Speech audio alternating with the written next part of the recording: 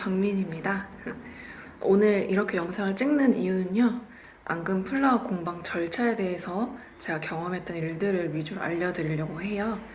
저는 홈클래스를 2016년도에 잠깐 했었다가 올해 2020년에 공방으로 다시 오픈을 하게 되었는데요.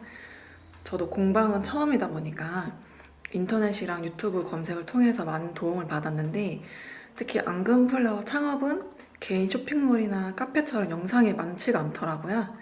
그래서 제가 어떤 식으로 공방 열게 됐는지 그냥 공유를 해서 이 사람은 이런 식으로 했구나 라고 참고하는 식으로 도움이 되셨으면 좋겠습니다. 먼저 저는 상가를 알아봤는데요. 상가를 알아보기 전에 먼저 기준을 정했어요. 가게 크기는 어느 정도로 하고 1층에서 할지 아니면 2층이나 3층도 괜찮을지, 그리고 교통편이 좋은지 등등 내가 어떻게 가게를 꾸려 나가야 할지 대충 머릿속에 그려놓은 상태에서 상가를 알아봤습니다. 제일 중요했던 게 이제 보증금이랑 월세 기준을 정하는 거였는데요. 뭐 1000에 50이면 50, 60이면 60, 뭐 보증금도 이 정도까지는 내가 충분히 커버가 되겠다. 그렇게 금액을 정하시면 더 좋아요. 월세도 정하시는 게 좋습니다.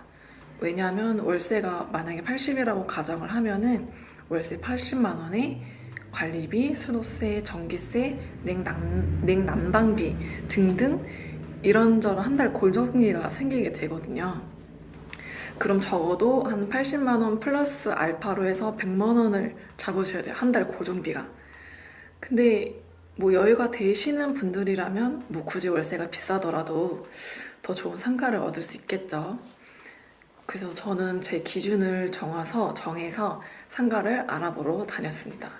근데 확실히 제 경험상으로는 인터넷이나 어플보다는 직접 부동산을 돌아다니면서 알아보는 게 더 좋았어요.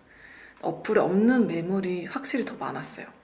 그리고 이제 부동산 사장님들끼리 서로 다 아셔가지고 다른 부동산에 있는 매물을 소개시켜 주시기도 했었어요.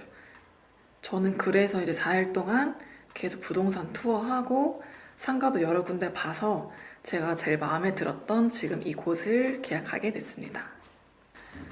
마음에 드는 상가를 보셨으면 그 전에 알아보셔야 될 게 있어요.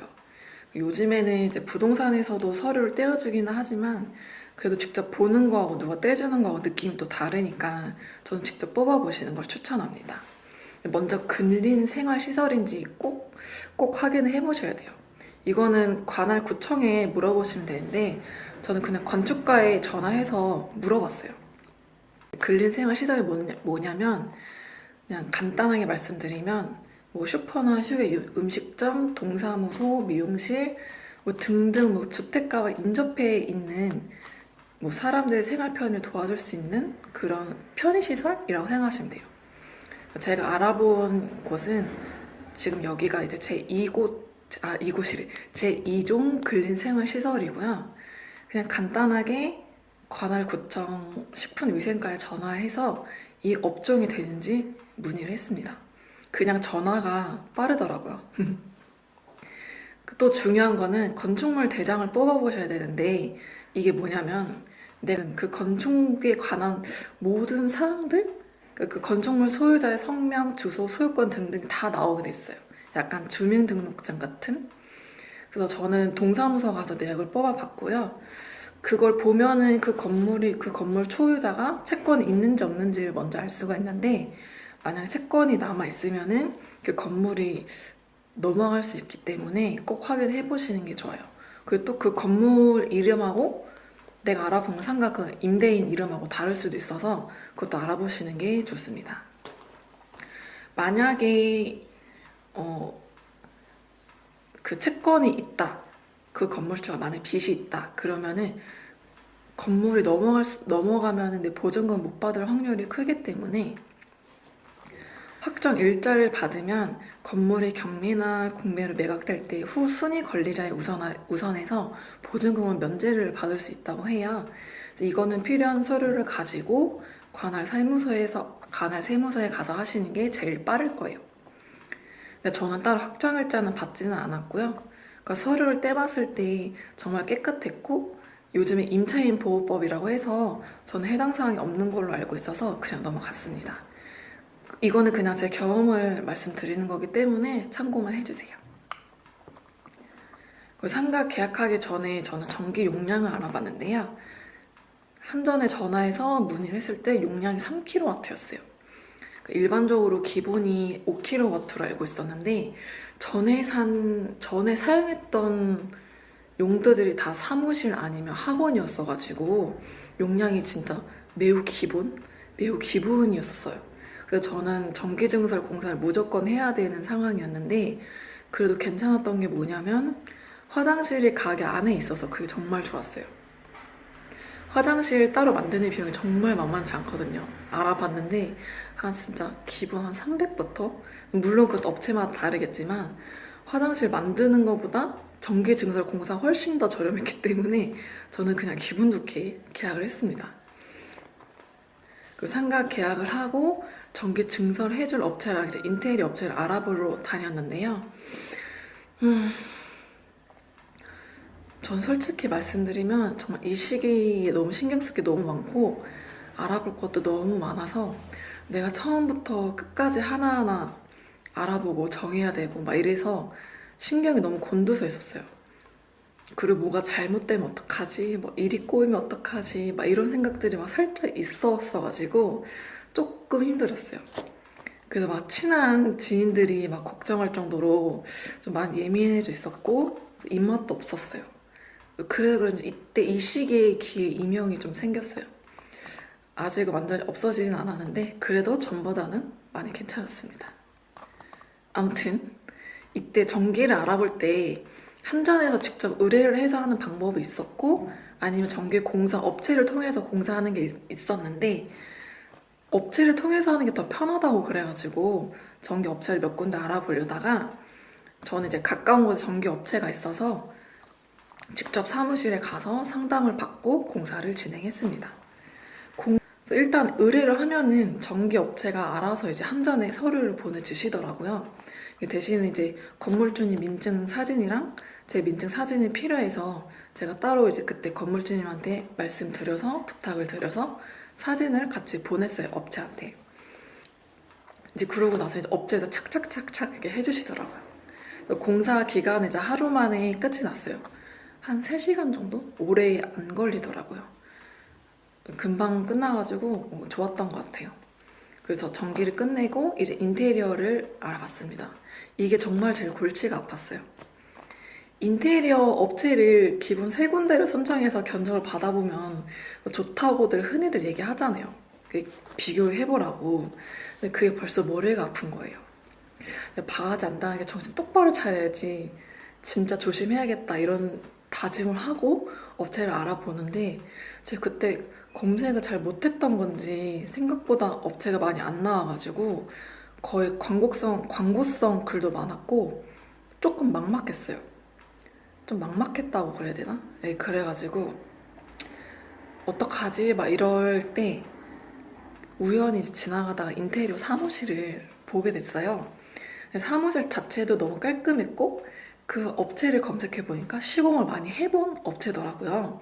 그래서 블로그 들어가서 시공한 사진을 봤는데 딱 제가 원했던 그 분위기라고 해야 되나? 원했던 그 인테리어 모습이기도 하고 분위기가 좀 맞아서 바로 들어가서 상담을 받았습니다. 그리고 사무실이랑 매장이랑 가까워서 바로 견적이 나왔어요. 근데 또 제가 또 생각했던 것보다 정말 또 저렴하게 나와서 솔직히 너무 놀랐어요. 너무 놀랬고 좋았어요, 기분이. 그러면 이 정도 나오면 이 정도 돈이 또 세이브가 되겠네? 막 이런 생각에 조금 기분이 좋았거든요. 어쨌든 왜 이렇게 좀 싸게 나왔냐 여쭤보니까 이제 공사가 이제 저 같은 경우에는 큰 공사가 아니었기 때문에 많이 저렴했다고 하더라고요. 그래서 이때 살짝 셀프로 한번 해볼까 라고 생각을 했는데 바로 접었어요.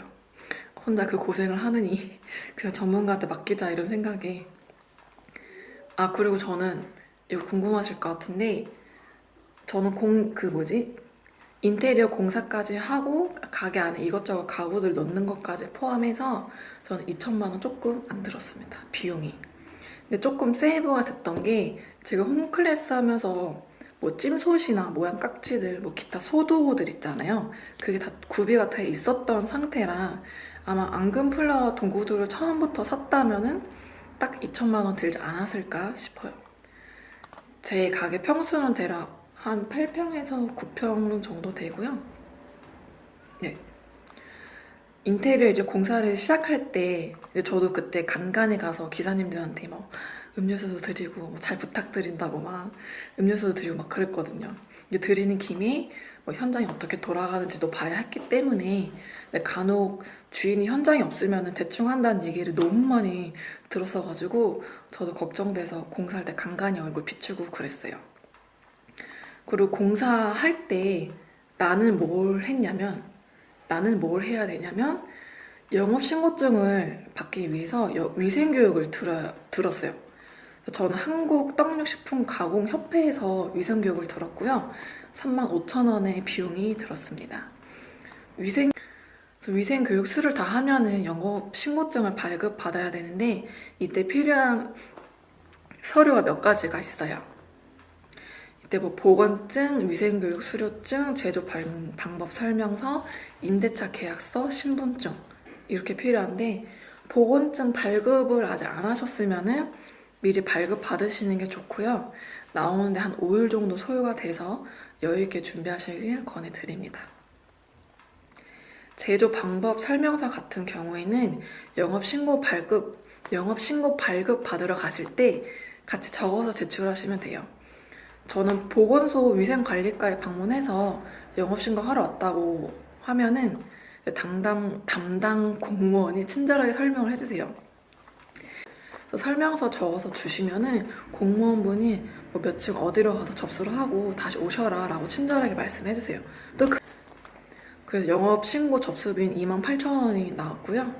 영업신고증을 받고 사업자 등록증을 발급받으러 관할 세무서에 갔습니다. 이게 인터넷으로도 가능하다는데 저는 그냥 세무서 와서 했어요. 뭐 업태나 업종 같은 거를 이제 잘 모르니까 이제 공무원한테 물어보면은 잘 말씀해 주시거든요. 그 다음에 마지막으로 제가 한 거는 간판이었는데요. 저는 전에 쓰던 간판이 남아있어가지고 이제 가게 이름이랑 디자인만 바꿔서 쓰고 있고요. 운이 좋게도 이제 건물주님이 잘 아시는 사장님 소개해 주셔가지고 조금 싸게 했습니다. 이제 간판까지 끝나서 이제 가구나 인테리어 소품을 보러 친구들이랑 많이 돌아다녔었거든요. 근데 계속 사도 끝이 없더라고요. 오늘 이렇게 제가 어떻게 공방을 차리게 됐는지 제 경험을 말씀드렸는데요. 뭐든지 다양한 사례가 있으면 좋잖아요.